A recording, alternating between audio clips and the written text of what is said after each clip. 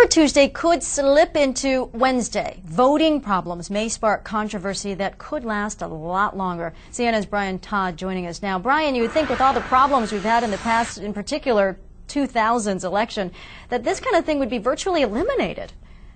It hasn't been eliminated quite yet, Virginia. Now, a couple of prominent citizens' rights groups are very concerned about voting irregularities. They're monitoring this process very closely. They have flagged 6 primary states which they say are at high risk, specifically for problems with voting machines.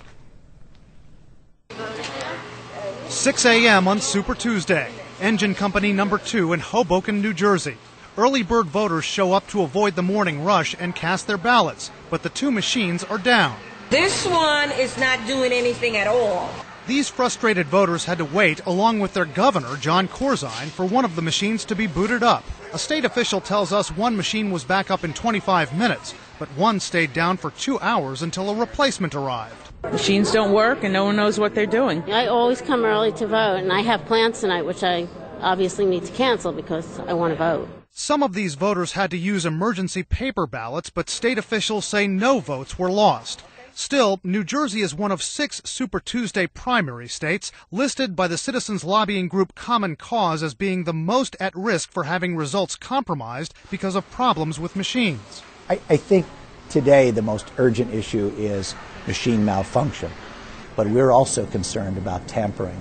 I think there's a lot of fear out there that some of these machines can be hacked into, particularly if you don't have some verifiable paper trail that goes along with it.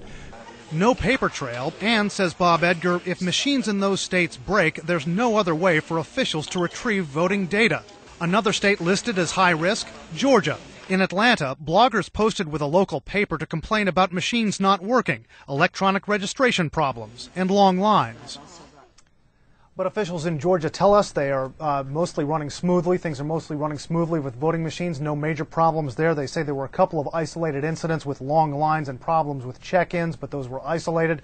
We, in fact, contacted election officials in all 6 of those states that were flagged as high risk. Most of them dispute that designation by Common Cause. They say they're having no widespread problems with machines. They say that they have tested these machines, really put them through their paces, especially in the last couple of years, and they are making them as tamper-proof as very possible.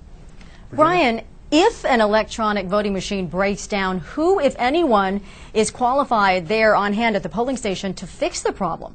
Well, the people at Common Cause tell us that that is a big concern, that the election officials who are working these polling stations are not computer experts, that often in these cases when the machines break down, they have to call in some outside specialist, sometimes have to call in the manufacturer to come in and help fix something. On a day like today, with tens of millions of voters, voting in 24 states, 15 of them actual primary states with the popular vote, that's a nightmare. It is a shame that this still goes on. Brian Todd, thanks so much for that report. Thank you.